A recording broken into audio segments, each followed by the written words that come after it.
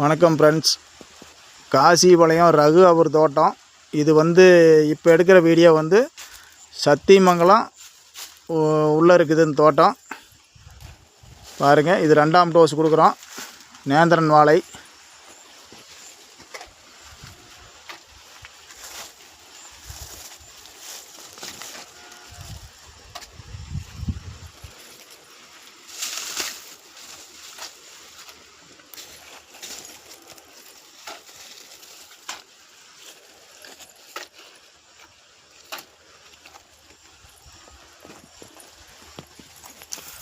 அப்படி தண்டுக்கும் பாருங்கள், 5 மாதத்து மரம் தான். எந்த அளவுக்கு இருக்குது பாருங்கள். 5 மாதம்தான் ஆகுது.